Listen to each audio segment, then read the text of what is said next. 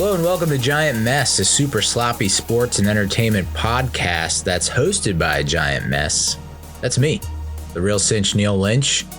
I'm a former mediocre middle relief pitcher and fourth string college quarterback with a film and media studies degree. So you know I'm a pretty big deal.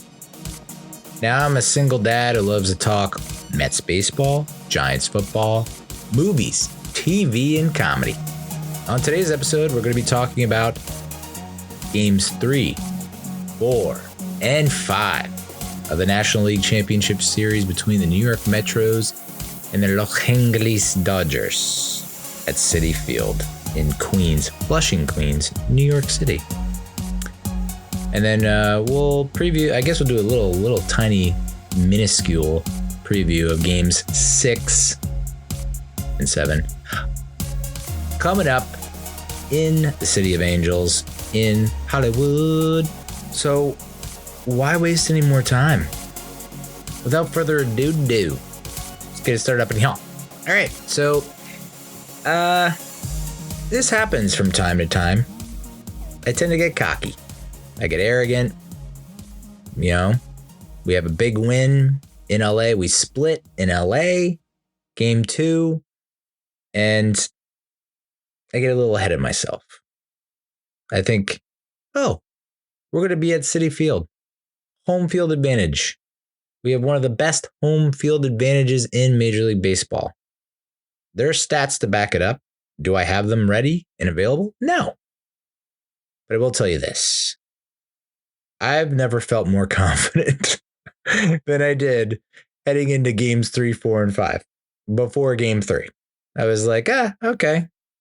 We got Sevy on the bump, and they have Walker Buehler. My friend's cousin's sister said she saw him at a 31 Flavors, Baskin Robbins, whatever. Yeah. I was like, all right, 3, that's a shoe-in, right? That's an easy dub. And then 4, I was like, they got Yamamoto. He's kind of the ace. Not really living up to his contract, but honestly, who does in Major League Baseball? And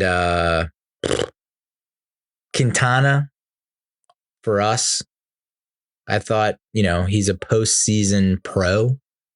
He knows exactly how to get guys to chase. It'll be close, but we'll pull it out. And then game 5, no brainer. The Dodgers have nobody. And we'll have either Kodai and Peterson or Peterson and Kodai, and we'll pull it out. So I couldn't have been more wrong. I was 66.6666% wrong when it came to those predictions. My God. These Dodgers, dude.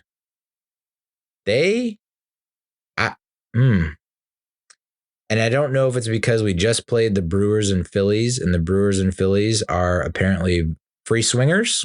They have a key to the club, the underground club, secret email. You go. There's no sign.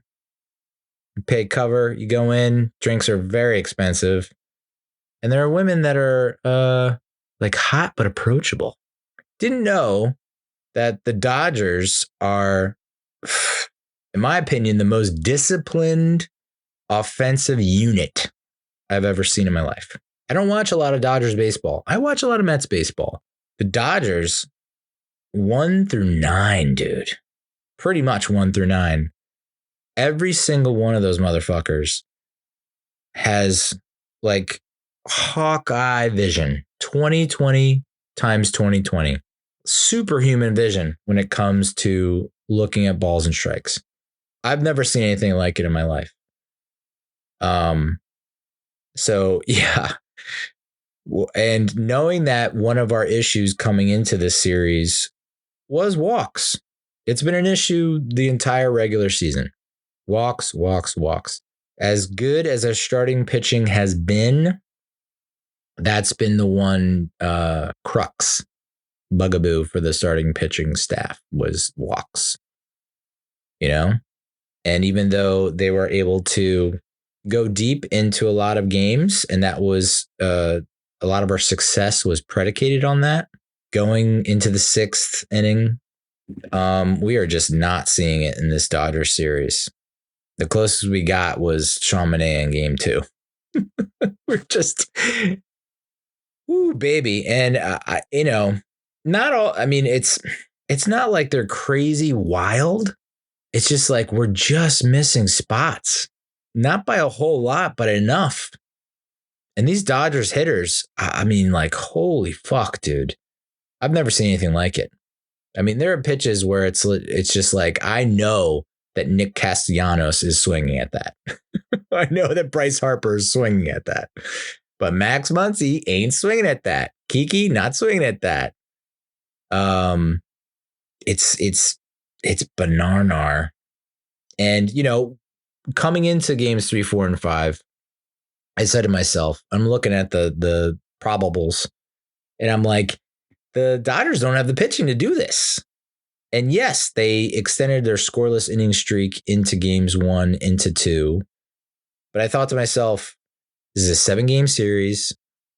They just don't have the starting pitching to last. Not knowing that they're just loaded to the gills in the bullpen. Like, it doesn't matter if their starting pitcher goes 1 inning or 3 innings or 5 innings. They have the guys just back to back to back to back to back to line up and roll out and shut us down. So, a bit of an eye opener for me. It's like, and I think any diehard baseball fan who's more in tune with the game would have been like, Neal, you're a moron, dude. This is the number 1 team in the National League and possibly Major League Baseball. Like, it doesn't matter what kind of starting pitching they unfurl and present to the other team. Their hitters compensate for the lack of starting pitching, and their bullpen is just like, what the hell is this? And I thought, okay, well, we faced a good bullpen, right? With the Phillies, we faced like one of the top bullpens, but the Dodgers are just a little bit better. So, man, and Los Angeles just stuck it to us in games 3 and 4. I mean, it was the word of the day or the week is relentless. It's just like every single guy is locked in and is going to make you work. And if you do not get ahead of these batters, they will make you pay every time via walk.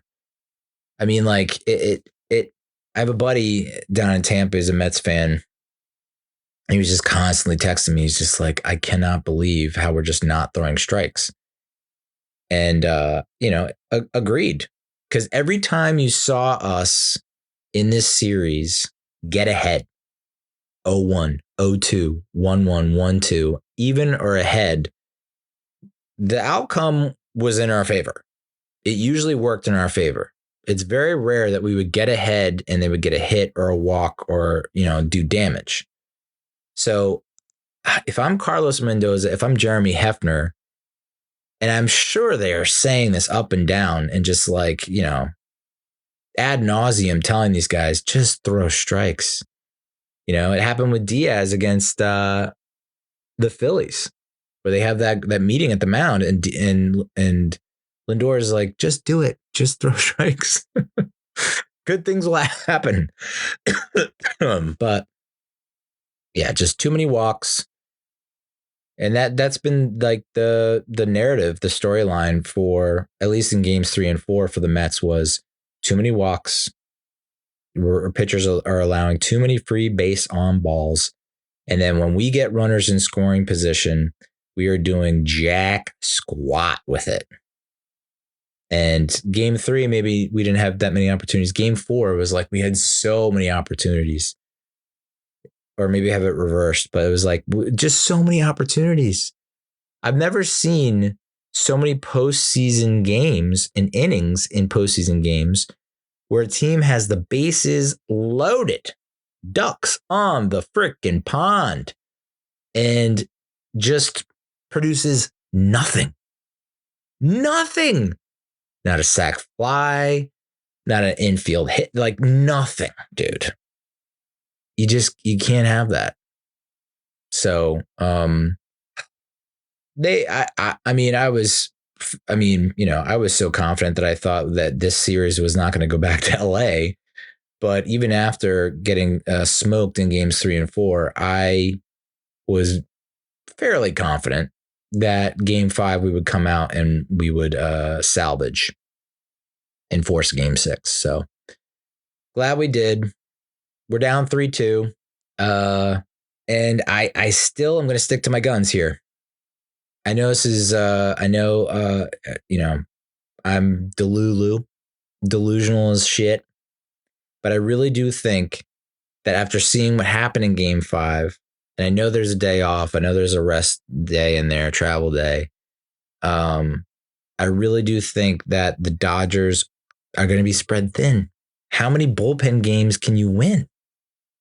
You just hear the term bullpen game and you think, oh, well, you're conceding.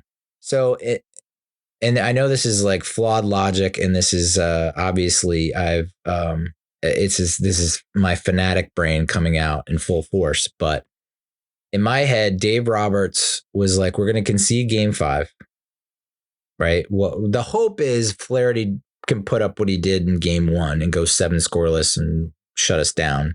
But even if he doesn't, I thought he was going to ride Flaherty the whole way through. Not the whole way through, but like really just wear him out, because like, when is he going to be? He's not going to pitch again in this series. He's not going to come back in 6 or 7. And you have some time. You have a day off after game 5. You have game 6 and 7, and then you probably have another day off. So he's going to get 4 or 5 days rest. Obviously, don't want the guy to hurt himself. But I really did think that he would stick with Flaherty longer and be like, take your lumps, dude.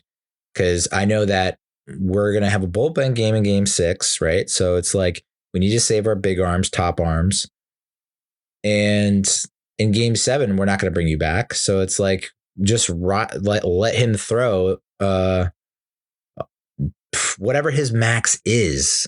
Is his max 100 pitches? Maybe not. But is it 90 pitches? I think he took him out after 70 some odd. But I tell you what, and I know I'm getting at myself with game 5. We haven't even done game 3 and 4. But that Honeywell guy for LA, it wasn't like a crazy awesome performance, but the fact that he went 60 some odd, he almost threw as many pitches as Flaherty, and he saved the arms. But I mean, like that had to be the game plan for Roberts anyway. He's like, all right, the hope is Flaherty and our lower leverage arms just ride them, and our offense, like we're just going to put it on our offense to clinch this in advance in game 5. And I think that's the mentality going forward. Roberts has to know in his heart of hearts, like, okay, starting pitching is, we got, with the exception of Flaherty in game 1, which that didn't happen again. Yamamoto didn't give them 5. Buehler didn't give them 5 or whatever. Their starting pitching is not going deep, but he knows that he has a great bullpen. But even more than that, he knows that he has, let's be honest, a better lineup 1 through 9 than the Mets did. Now, certain things have happened. If game 5 is to be trusted, the eye test, then it's not as big of a difference as Roberts probably originally thought. Anyway, getting ahead of myself. Going into game 3, saw this graphic on the X. Every team who was shut out and lost by 9 or more runs in game 1 of their playoff series won their series. 5-0 all time in the postseason. So the team that lost by 9 or more runs in game 1 of their playoff series, and I don't know if this is the National League Championship Series or there's all postseason series, but they have then gone on to win the postseason, to win that series. So kind of fortuitous for the Metros, right? Yeah, typically you see the opposite. It's like you win game 1, you win the series. We lost game 1 big time, and then we come back and win game 2. And so that's got to, and so that gave me a little more hope. What did we learn about the Mets so far in the National League Championship Series heading into Game 3? Well, we could use some better at-bats from El Troll, Francisco Alvarez. 5 hits and 32 postseason at-bats, seeing just 3.42 pitches per plate appearance, which is down from 3.89. I know that doesn't, in the regular season, I know that doesn't sound like a whole lot, but it's just like the broadcast booth is picking up on it. Schmaltz in particular are just like, this guy is young, 22. He's overly anxious. He's swinging at everything. He's swinging at the first pitch. He had a really rough slump over the summer, July and August, hitting 177 with a 480 OPS over 2 months. But then he came around in September with a 357 on-base percentage and 5 home runs. So, we now know in Game 5 he had he busted out of his slump big time. And if that's the guy that we are getting for the rest of this series, oh boy, oh baby. So in Game 2, Alvarez was the 9th time that Alvarez had an at-bat in the postseason that ended on the first pitch. And they made sure to note that he's 3 for 9 in those at-bats. So, he's a first pitch hitter. He's a first ball hitter. That's just his approach, and you can't just all of a sudden go 180 once you make the postseason. So I don't think that's going to change.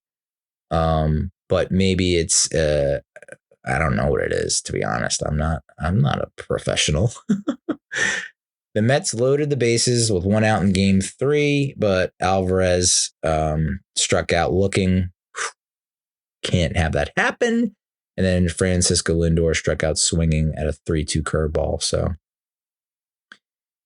Alvarez had runners on second. Is this Alvarez or is it just us? I think this is just Alvarez. Alvarez had runners on second and third with 1 out. Meh. Bases loaded, 2 outs. Meh. Runners on first and second, 2 outs. Meh. Bases loaded, 1 out. Meh. So yeah, he's gotten plenty of opportunities to cash in, and he has not prior to Game 5. So that's concerning. But knowing what happened in Game 5, and I guess if you are a hater, right, you don't think the Mets have got it, the magic has worn off, you're going to say, oh, well, Flaherty, he was tired and it's his second time around facing the lineup. And then they faced like Honeywell, who's like lower leverage, and they were just thrown out there to the Wolves. And, you can't take anything that happened in Game 5 from the Mets offense with a grain of salt. Sure. That's your prerogative. That's your right as an American. But I do think that he's gonna get more opportunities in Game 6 and 7, and I have confidence in him. You can see it's back. Confidence is back. Brandon Nimmo's injury is concerning. Was concerning. There was a point where I don't know if it was Game 3 or 4. I guess it was against Yamamoto, so that would have been Game 4, where he swings and there's immediate like recoil and like a knee-jerk reaction because his plantar fasciitis must have like sent a shock up through his skeletal system, and he had a couple balls that he fouled off, and then he just took a pitch that normally I don't think he ever takes. Because I think he was just like, I can't swing anymore with this foot. And after that, I was just like, oh, man, I really do think we have to have a serious conversation about what we do with Brandon Nimmo. Is it move to DH, but then you're then you put Winker in left, or do you put McNeil in left, and da-da-da. So luckily, it looks like he's managing. I don't know how he's doing it, but he's managing. Repeatedly, they've said that he's going to be in a walking boot after this series. And the fact that he's out there sprinting and beating out balls to first and like running down, line drives in the outfield is just a goddamn miracle. So praise be Brandon Nimmo, Lord and Savior. The Mets can't afford defensive lapses. No shit, dude. Wow. It happened against Philadelphia with Mark Vientos not being able to throw guys out at the plate repeatedly. And it's happening in this series, Severino gets you have the bouncer in front of the plate that Francisco Alvarez decides like he's and this is it's the double-edged blade and sword from Francisco Alvarez. Like you can't love him for his confidence and his swag and then knock him for his confidence and swag. He had the confidence to think that his cannon is strong enough to throw out the guy at second, and the throw is just a tad off. And everyone's people are criticizing him and saying I should have took the easy out, took the sure out. If that throw is like a foot in to second, the guy's out. Muncy's out. So he's just a little off. But he fails to throw out Muncy, and then Severino. I mean, you want to talk about some like typical Mets shit. And I hate to say same old Mets and like LOL Mets and like that's such a Mets thing, but like literally Luis Severino is nominated for a Gold Glove Award like the day of, I don't know when it was announced, but like he's nominated for a Gold Glove and then makes two horrific plays in the field in the same inning back to back. Bobbles the ball, could have turned two, only can get one, and then a ball to his right, is unable to field, which that also would have been two. So Dodgers end up getting two in the inning and like didn't hit a ball out of the infield. I think it was like they didn't hit a ball in total. The ball went less than 40 feet and they scored 2 runs. The Mets don't know what they have in Kodai Senga. That's for damn sure. We were trying to use the element of surprise in the game 1 of the NLDS against the Phillies with Kodai. We then run it back in game 1 of the NLCS against the Dodgers, which I wholeheartedly, I think a lot of people, in hindsight think it was a major mistake. And that was ultimately impacted what happened and transpired in game 5.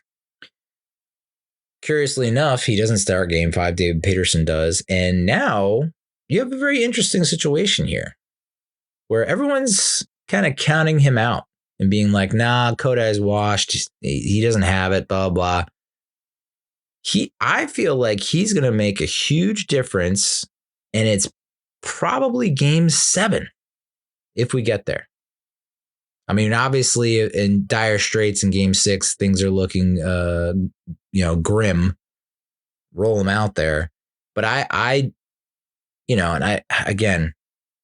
should bite my tongue, but I can't. Just who I am. I think we're going to get to a game 7. And I think we're going to see him in game 7. And I think he's going to show us something special. Don't give up on Kodai. Edward Diaz has showed some positive signs. Yeah, dude. Yeah. When he decides to fucking focus and attack hitters and say to himself, I am the best goddamn closer in Major League Baseball, he's unhittable and untouchable. But I think it's just a psychological mental thing with him. Like if he has any doubt in his mind, then he's like all over the place and he's throwing breaking balls. And it's just like, no, dude, you have a fastball that can go triple digits and move. Just throw that. Gave him the heat, Ricky. Speaking of Gold Gloves, Lindor snubbed again. I mean, it's just like it's kind of funny at this point. It's a joke that Major League Baseball, the Baseball Writers of America, whoever, consistently ignore this guy and snub this guy. All-Stars, Gold Gloves. It's just like, it's outrageous. And I hate that that's how ultimately he'll be judged. We'll look back and we'll say like, oh, well, he didn't have any Gold Gloves or All-Stars, blah, blah, blah. And it's like, you look at the numbers and it's just like, the guy's he's going to be a Hall of Famer. He had a 7.8 WAR this season, which we've talked about before. That's second in the National League. Second in the National League in 16 outs above average. 138 weighted runs created plus. He's not going to win the MVP, which is horse shit. It wasn't an All-Star, wasn't a Gold Glover. It's criminal. And then what happens in game 3? He makes an unbelievable play in the field that I don't think any other, maybe one or two other shortstops can make that play in the majors, where it's hard line drive, one hop to his right, picks it up off the ground as he's going to the ground and throws the guy out. Cool, dude. Meek Phil, excuse me. Barstool Sports said he's the most disrespected superstar of a generation. And I mean, like, prove him wrong. Prove me wrong. Name another person that has been more disrespected than him. It's outrageous. I also saw someone else tweet this, and I apologize for not crediting the appropriate person, but what a pull this was. What a pull. The 1960 World Series. Pirates-Yankees. Pirates win a 7-game series. They went 7 games with the Yankees, and they win despite having a negative 28 run differential. So essentially, like, every single one of their wins was by a run or two, and then every single loss they got blown the fuck out. Game 1 they win by 2, 6-4. Game 2 they lose 16-3.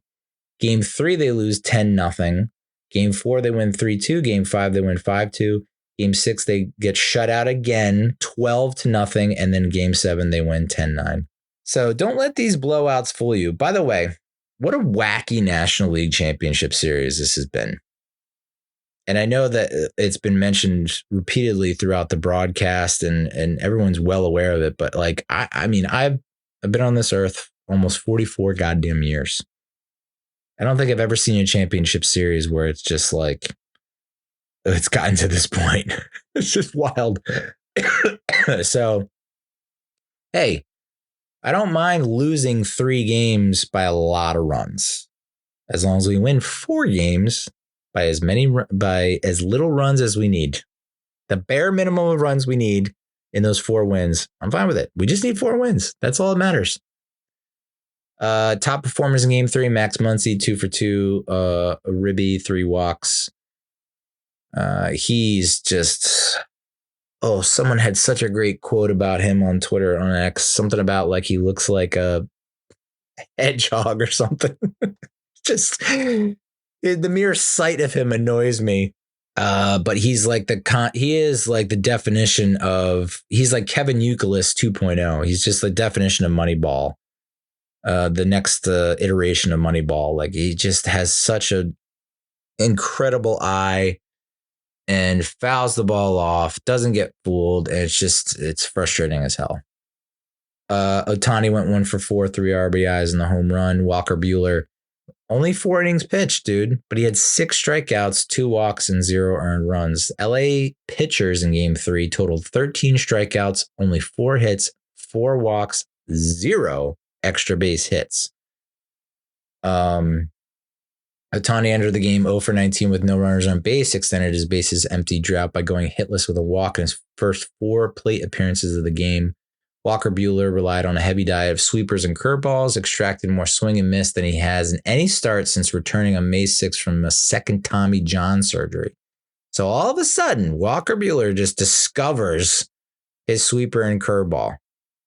This guy got, for the most part, kind of shelled against the Padres in the NLDS, and then comes back and he's like a shutdown pitcher against the Mets. He's discovering a sweeper, which, Sevi, I thought Sevi was going to have a career game after watching the first inning, because I was watching his sweeper. First of all, the fact that we're calling, like, since when did we start calling it a sweeper? I feel like old man yelling at the clouds, but so it's not a curve or a slider, it's just a sweeper. We're just going to go with that. Okay. And in that case, I have a sweeper. But Sevi's sweeper was sharp in that first inning. And I was like, oh, Sevy's on tonight, and it's just that second inning walks and then not being able to field the ball. Sucks. I hate losing like that. I and we'll get into the walks and whatnot, but goddamn, that's a major pet peeve. Buehler threw only 51 strikes on 90 pitches over 4 scoreless, but managed to get 18 whiffs, the most this season, in 6 strikeouts. Yeah. So Sevy only goes 4 2/3, gives up 3 hits, 2 runs, no earned, 3 Ks, 4 walks. He gave up 4 walks in 4 2/3. Dodgers pitchers gave up 4 walks the entire game. Reed Garrett comes in.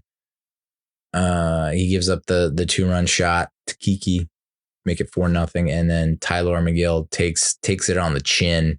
3 innings, 5 hits, 4 earned, 3 Ks, 3 walks, 2 home runs, 10.38 ERA. And the Dodgers, we put up a goose egg against the Dodgers in Game 3, which was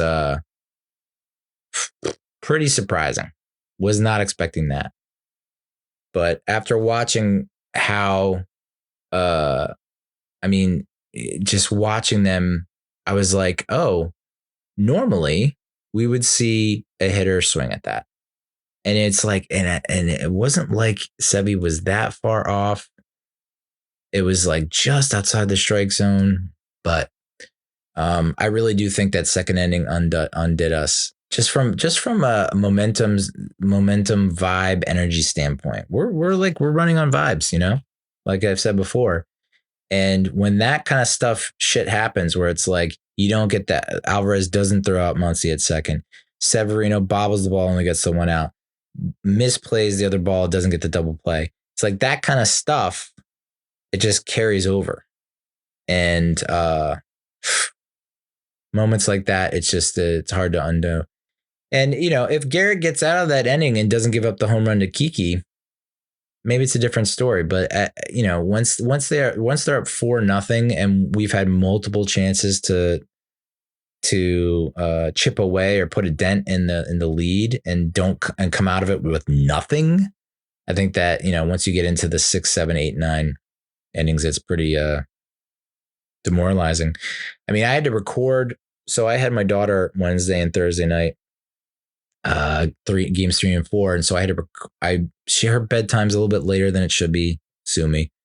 And so I record it on Hulu, but then I didn't realize that you can't fast forward through the commercials on Hulu.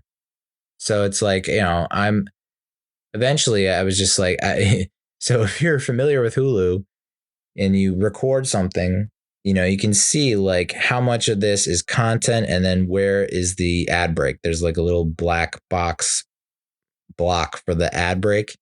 And so I'm like, okay, well, these all look good. And then once we hit like the 7th or 8th inning, I just saw, and the Dodgers were up, I just saw this huge piece of green, this huge green bar strip where there are no ad breaks. And I was just like, shit, we're getting trounced. So that sucked. I mean, Game 4 wasn't any better from a Hulu standpoint. Hulu just went down. Like, of all the times to go down, you don't go down during postseason baseball, especially during the championship series. So Hulu went down for a while. I saw someone say like it's on the Fox app. So I go to the Fox app and I'm able to watch it, but then it's like your free preview has ended. I'm just like, just want to watch this freaking game. Not that it mattered though. We lose 10-2. Shohei Ohtani has the leadoff home run, and so everyone is glazing him. Is that the expression? Mookie Betts had the 2-run double in the 4th, 2-run homer in the 6th. Max Muncy sets the single season postseason record by reaching base in 12 consecutive plate appearances. Beating out Billy Hatcher from with the Reds in 1990 and David Ortiz with the Red Sox in 2007. They only reached base 10 consecutive plate appearances. Muncy's 12 straight times on base tied the overall postseason mark set by Reggie Jackson, who did it over the 77 and 78 postseasons. Freaking Max Muncy, dude. And what's crazy about this game is like the Dodgers put up 10 runs And they left a shit ton of guys on base.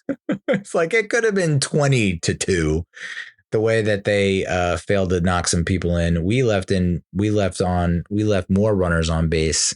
Only were able to muster 2 runs. Jose Quintana, 4 walks, 5 hits, 5 runs, and 3 1/3. I mean, this is what we talked about, like and this is what the broadcast brought up. Like his in zone rate is low; it's below average. His success is driven by guys chasing, and this Dodgers team does not chase. So, in retrospect, I probably should have looked at it and been like, Quintana's going to have some issues with this lineup. But Yoshi Yamamoto, he only allowed 2 runs before exiting with 1 out in the 5th, giving way to Evan Phillips and Blake Treinen. He threw a career high 14 sliders, I believe, and it worked to perfection. We loaded the bases with no outs in the bottom of the 6th, came away with nada. Mark Vientos provided the offense. He now is tied for the most RBIs in a single postseason by Mets hitter with John Olerud in 1999 and Curtis Granderson in 2015. The forgotten hero of 2015, Curtis Granderson, the Grandy Man. I saw someone tweet this: cannot describe how sick I am of Tommy Edman. And hey, right there with you. This guy is like the quintessential, like the definition of thorn in your side kind of baseball player, where it's like not getting a ton of headlines, not getting the spotlight, but it's just like always getting a hit, always getting on base, always making the play in the field. Like, that's Tommy Edman. That fucking guy, man. The walks were just out of control in this game, as they have been in every game. So to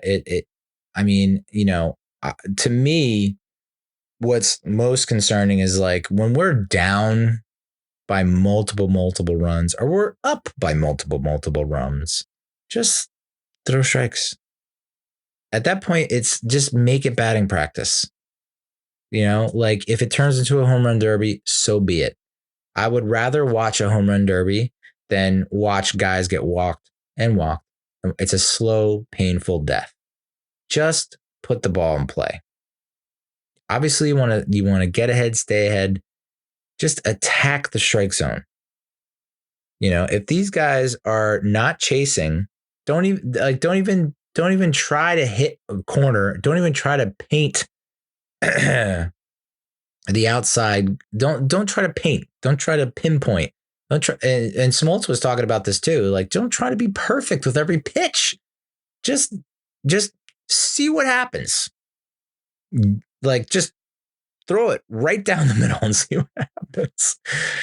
It's so frustrating, And it's like, I don't know if I'm going to get to it maybe in a little bit, but like, you never know. No one bats 1,000. There are times when Barry Bonds would get his pitch and pop out. Shit happens. You can't be perfect. So like, might as well test them and challenge them as opposed to, we're just going to like walk them on 4 pitches. What blows my mind is like, so the approach was, we're going to try and get Ohtani or Betts or Freeman or these other, or Muncy or whoever.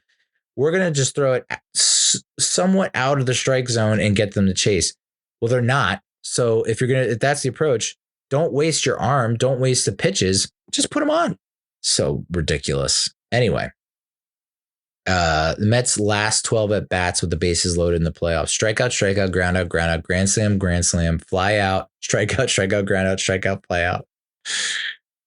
Fly out, no run scored, which is so frustrating.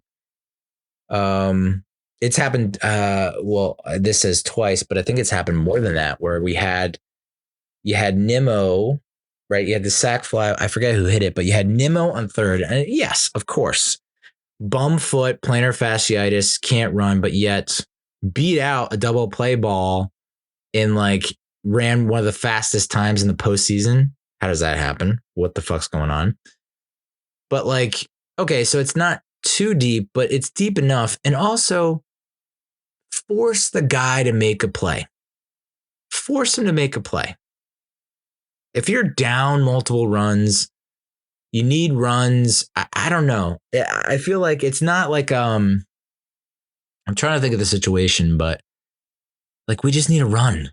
So it's like might as well force them to make a play. And we've failed to do it multiple times. It happened in game 5 with Alvarez. Not that it came back to bite us, but it could have. And it's just like you gotta like force the guy to make a throw. We're acting like it's an automatic that the guy's going to make a throw on point. And in judging by the throws that were made, I don't think that our runner was going to be out if it's Alvarez or Nimmo. So I just like to see us test the arm a little bit better. Because so far I have not seen throws that have been on point and accurate. Yamamoto had fucking 8 Ks and 4 1/3 in game 4. Ugh. And yet again, Dodgers pitchers, 3 walks. 3. Meanwhile, Mets pitchers, 6, 7, 9 walks. Jose Butto was so good coming down the stretch and looked good in that first outing against Milwaukee and then has not been dependable at all since then. So maybe this is just maybe he breaks out of his slump. Phil Maton, he gets, 3 strikeouts, but he gives up the home run. And then Danny Young, he has to take it on the chin, and he gives up 3 earned runs.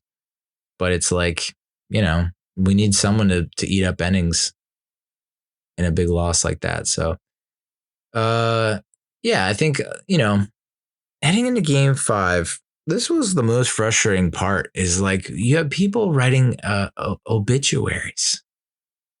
It's regardless of what happens, it's been such a great, it's just like, shut the fuck up, dude. You have time to write that after we officially lose. Why are you writing that before the game even starts? That's such a weird way to, well, it was a fun year post. Like, no. What I've never understood about, there are all kinds of Mets fans. There are all types of Mets fans. But like literally, the official motto of the New York Mets is "You gotta believe." So like, what the fuck are you doing writing an obituary for the season, a postmortem for the season before the season's even over, dude? Why? Just wait. Enragement. That's what it is on the socials. It's like, oh, I'm going to get people that are pissed and disagree and they're going to respond and engage and then I can get more exposure. Barf. Francisco Lindor said it best before the game. If you have no belief, you shouldn't be here. You got to believe. You got to fight for what you want. In elimination games, the Mets are 10-8 all time, 7-5 at home, 1-3 at Citi Field, 1-0 this year. So, Citi Field, not the best place to be, but guess where we're going? We're going to LA, baby, because we won big time, 12-6. Recent years where a team has blown a 3-1 series lead. This is also from Meek Phil from Barstool Sports, 2012, 2016, 2020. Guys, I don't know if you're good at math. I'll let you count on your fingies. It's 2024. So it looks like that could possibly be happening.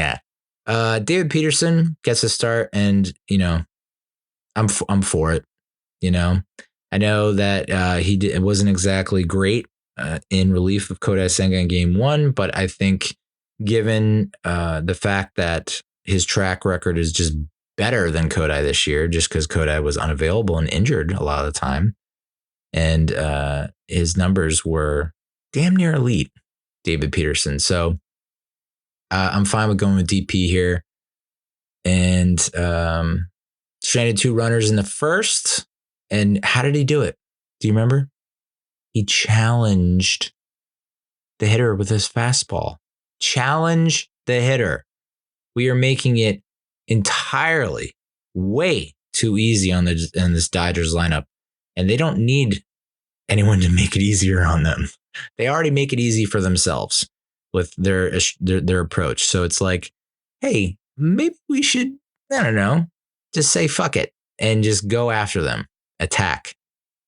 Mets have walked 31 batters in just 35 innings against the Dodgers this series. I think this is from, I forget her name, but she's if she's single, hit me up. HMU. You up? She said, I'm really tired of looking like scared puss boys and walking Otani. Make him swing for it. Stop rolling over and just give him a base. Actually, this goes for all of them. Stop walking, folks. Make them swing for it. Yes, dude. Yes. So I think, I mean, I'm sure Hefner and Mendoza are all over it, but it's just like hammer it home. Let it fly, dude. Have some fun. Like I was thinking about that. Like, what is Hefner saying when he goes out there? And I imagine, I fantasize that he went out there and he was like, hey, we're not supposed to be here. We're in the goddamn championship series against the best team in baseball. Do we really want to be scared right now? We shouldn't even be here. Just give it, just everything you have to the mitt. Don't try to aim, throw the ball, which was, it's so funny. Like, don't aim, just throw. So Peterson gives us enough. You know, I would like to see more. Too many walks yet again. But he kept us competitive. He kept us in the game. That's all you can ask for. Reed Garrett comes in. He gets the backdoor sweeper to freeze Freddie Freeman. So pretty to strand the bases loaded. Huge out. It was 8-2 in the middle of the fourth. Reed Garrett has now inherited 7 runners this postseason and not allowed any to score. So that's good to see. It's after he inherits those base runners where it seems to be the most damage happens. He gave up the home run to Pajes. That guy has got to be public enemy number 1 for Mets fans. That guy, I don't like that guy. The bat flips. He had 2 home runs, 4 RBIs, bat flips for each one. Ryan Stanek comes in, Rhino, which no one's calling him Rhino except me. And now I'm starting to wonder if it's like offensive and he doesn't want to be called Rhino. So I apologize if that's the case, but like, why is no one calling him Rhino? It seems like a pretty open and closed case there. Like that seems like a layup. He got 7 outs on 31 pitches, only 1 run. He gave it, obviously gives up the home run to Mookie Betts, who acted like he just hit a walk-off, rounding second. Before tonight, Ryan Stanek had never recorded more than 6 outs in a major league game. He just gave the Mets a career high 7 in a playoff game. And we needed it big time because I don't know who else you throw out there. It is wild though to think that like we were up 10-6 and then 11-6 and then 12-6 and we had to sweat every single one of those outs. Just insane. But I love, and Stanek, of everyone that we've seen in this NLCS, Stanek has, other than maybe Peterson, has been the most aggressive. He's just like, here's 98, 99 up in the zone. Try to catch up, dude. And they can't. So, Betts does, obviously, but I you know what? I'm completely fine. If that's how we roll, if that's how things turn out, I accept that. I refuse to accept to go down walking everyone. That's such a lame way to lose a series. It's like, we're just going to walk everyone. I'd rather you be aggressive, challenge the hitter, attack, and if they hit one out, great.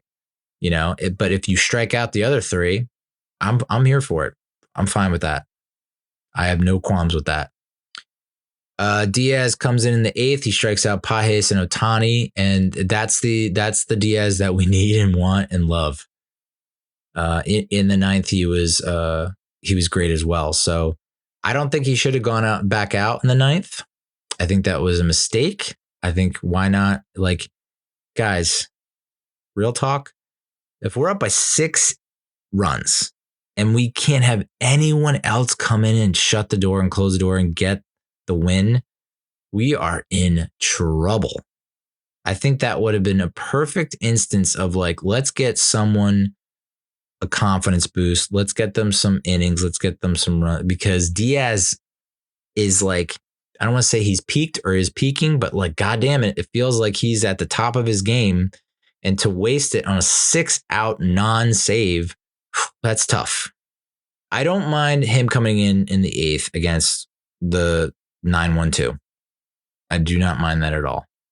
Like, that feels like that could turn into something if they get, their guy on base, a home run, and blah, blah, blah. And all of a sudden now it's like we're panicking.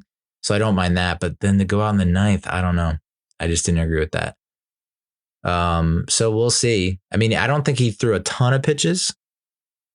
23 pitches, not that bad. That could be one. That's almost like one inning if he got into trouble. So Stanek gets the win, which is cool. 4 strikeouts and 2 1/3. So he is feeling it.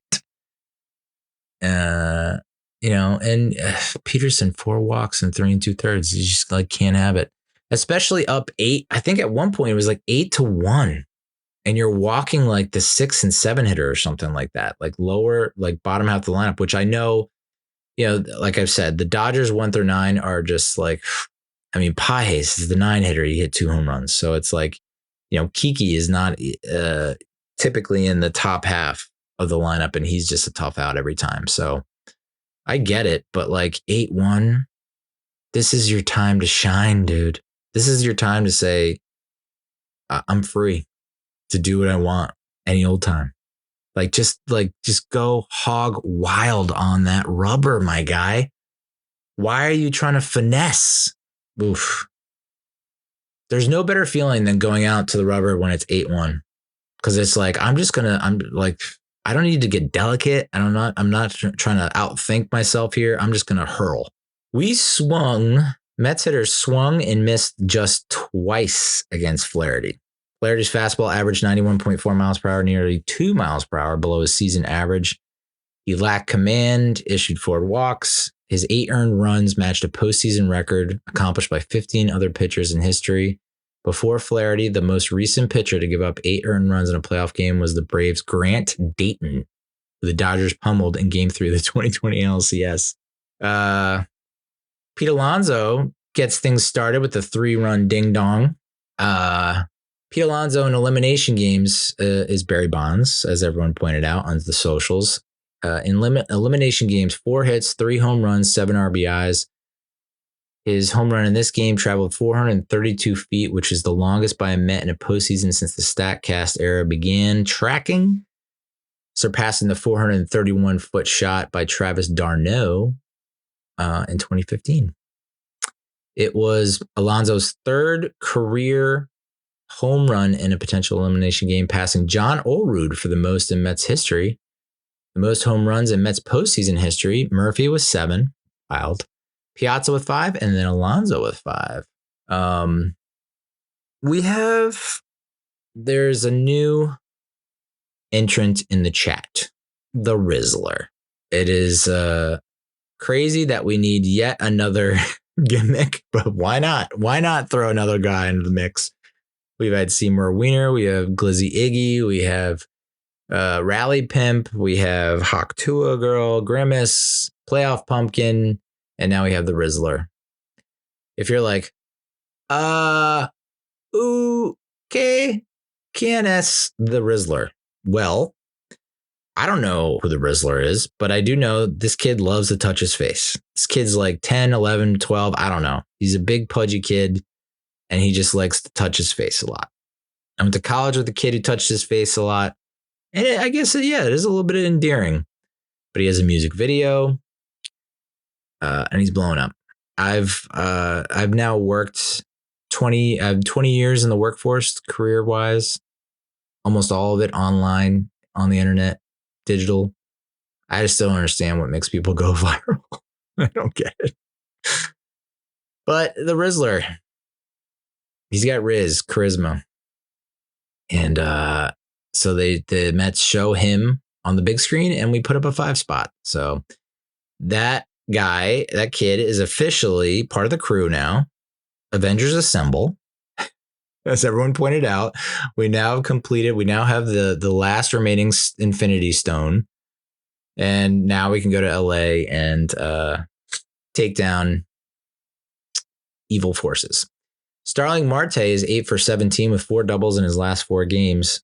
He set a Mets playoff record with 3 doubles in a single game. He joins a list of 5 other Mets who have had 4 hits in a postseason game: Rusty Staub, Lenny Dykstra, Kevin McReynolds, Carlos Delgado, and Daniel Murphy. Marte is also one of 3. He's is the 3rd oldest player to have 3 doubles in a postseason game.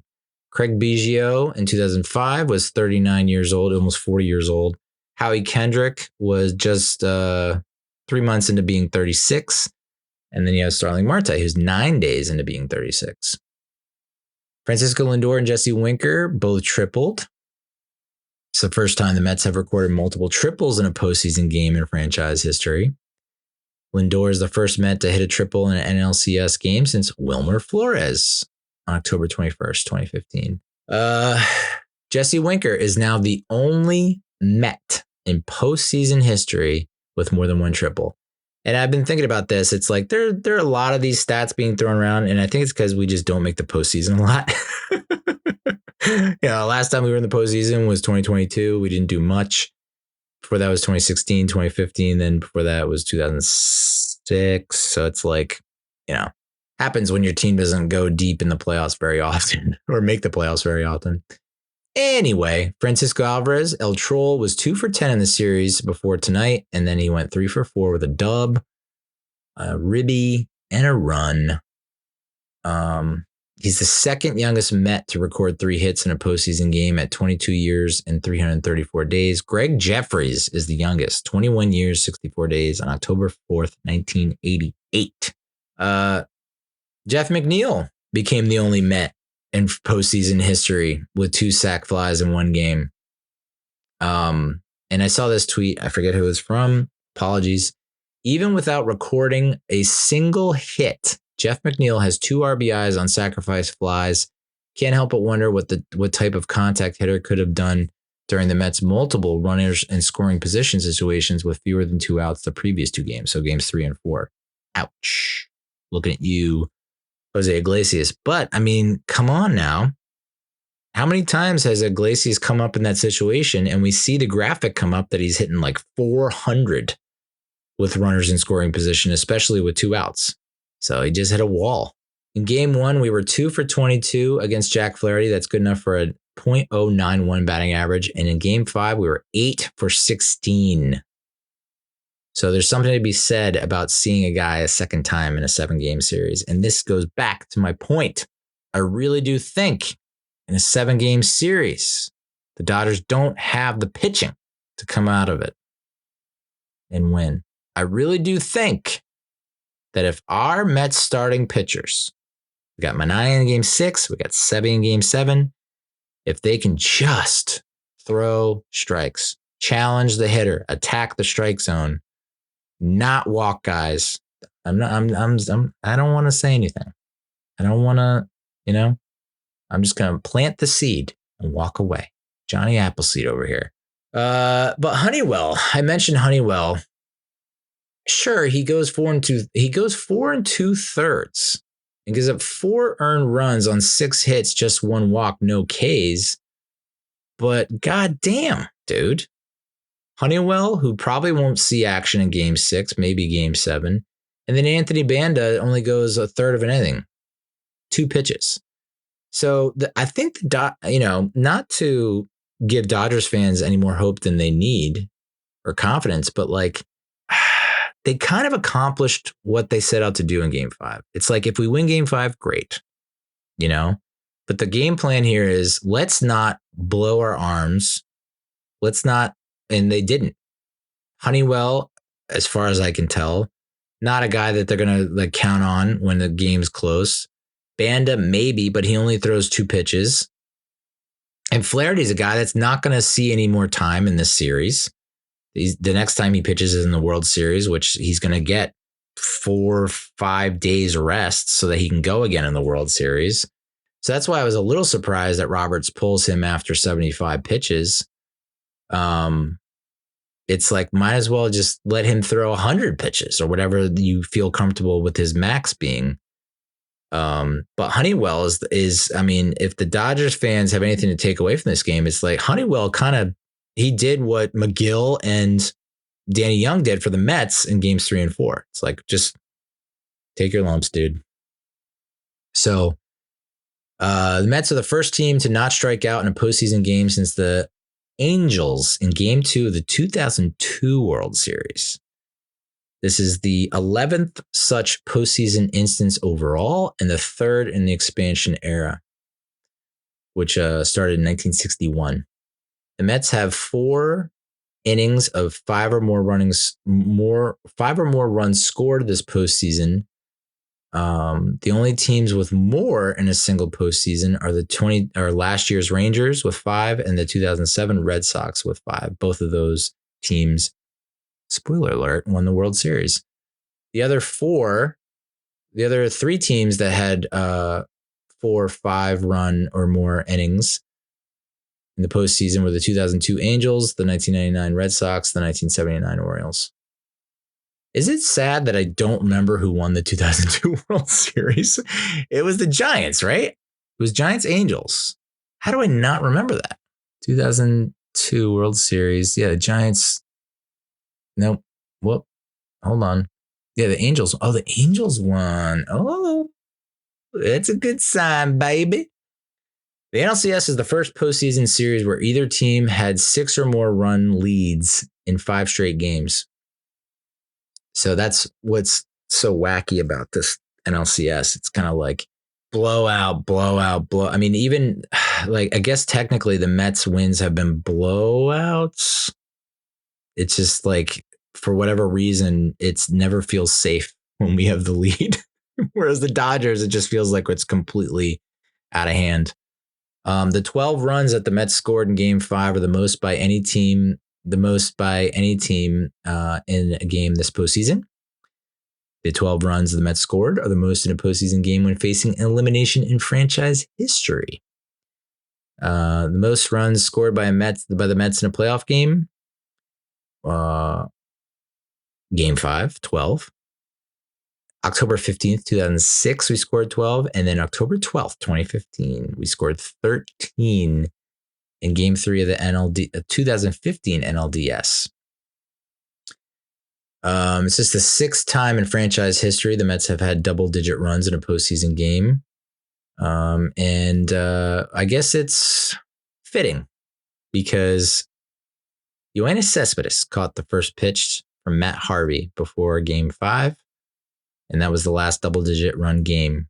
It was 2015 NLDS Game 3 against the Dodgers when Yoenis Cespedes hit a 3-run homer and Matt Harvey got the win. So that's Game 5. And I know it's crazy to say. It's irrational. Doesn't make sense. But the momentum, I feel like, is back on our side.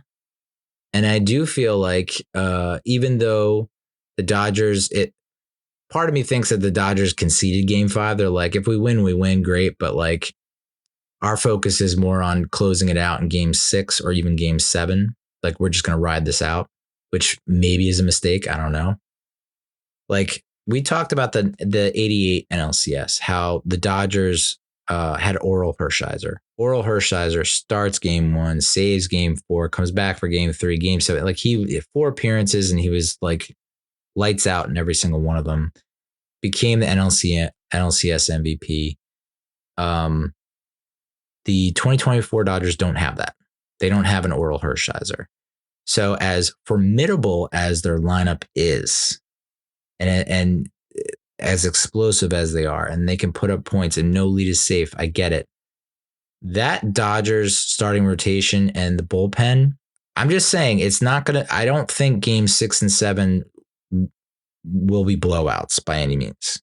I just think it's going to be a lot of runs scored and it's who can outdo who.